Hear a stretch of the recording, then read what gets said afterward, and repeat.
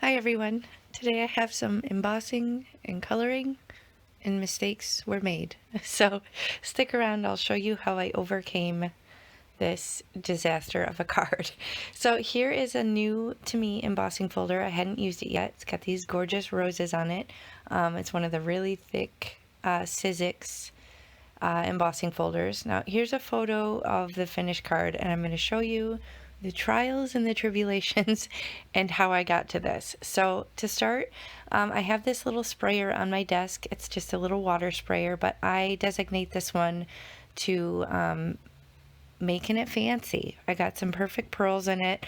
I just add that to the water, and then in instances where I want it to have a little bit of unexpected shimmer, then I spritz with this instead of just plain water. Now, instead of kind of conditioning the paper to go through this thick embossing folder with regular water, I decided to add this shimmery water to it. So you can't really see on the screen, but it does have little splatters and some really pretty subtle shimmer when you turn the paper to the side. So I do have the paper moistened in order to run through the embossing folder without cracking, though to be honest I don't have a lot of issues with cracking.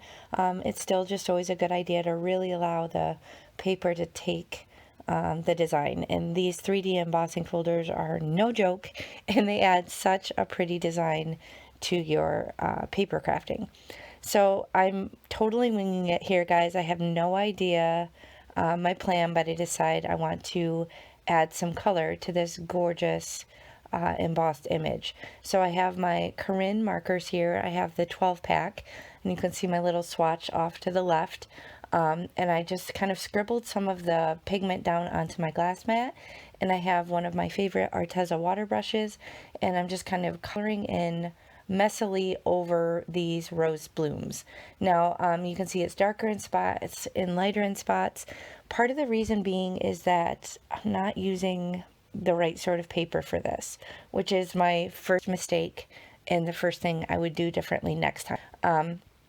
You can use a watercolor paper, which may crack a little bit more in the embossing folder, but honestly, what I think I would use if I did this again is Bristol smooth paper.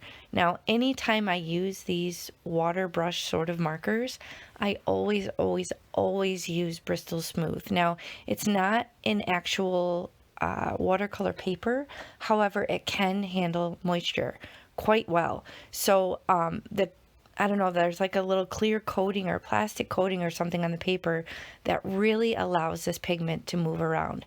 So far it's going okay. I'm not a huge fan of the greens. There's not really a kind of a muted, more natural green in this little set of Corinne markers. So I'm not a huge fan of the colors that I'm getting here. But I'm just still sticking it out and seeing where it goes. So I'm just kind of coloring right over the raised portions.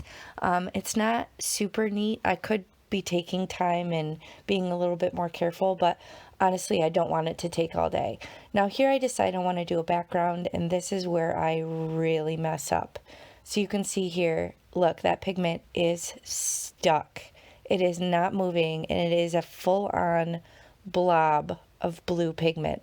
And it kind of melded in with the yellow and muddied up my bloom. So I really messed it up at this point. Not sure what I'm going to do, but I did notice a lot of the detail did kind of flatten out because of all the moisture that I added to the cardstock. So I decided to line it back up again, just kind of by feel. You can kind of nestle it back in to the embossing folder, and I figure, well, I'm at least going to put the dimension back into it and then go from there. So I did put the design back in to the rose bloom, but I still have that stupid blob of blue pigment. And I'm sitting here debating, like, am I going to bin it at this point or do I keep going? I have no idea what I'm going to do, but I know I'm not going to be able to get just a subtle wash of blue on the background like I wanted, because it is not the right sort of paper for that. It's regular cardstock. It can't handle too much more water, and it's not going to allow me to blend the colors around like I want.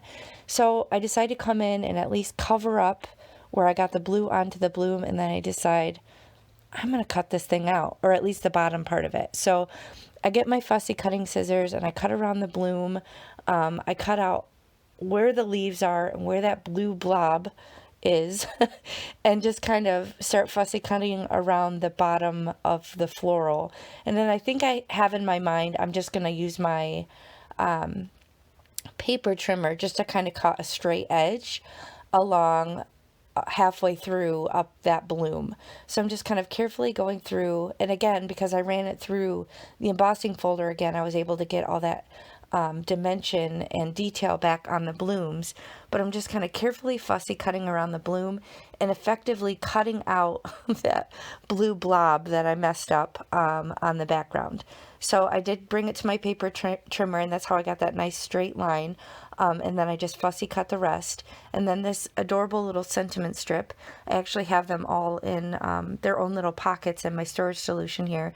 But these are from LDRS Creative, and they're these awesome sentiment strips. You basically get one big stamp and one big die, and then you cut it all out in one go. And I have this gray plaid pattern paper that I grabbed from my stash. It's like a lightweight pattern paper, so it was a fun way to use up some of the pattern paper that I have, you know, way too much of. And I added that to a card base of 110-pound cardstock. And then I'm just popping up this panel with the embossing with some foam tape from scrapbook.com.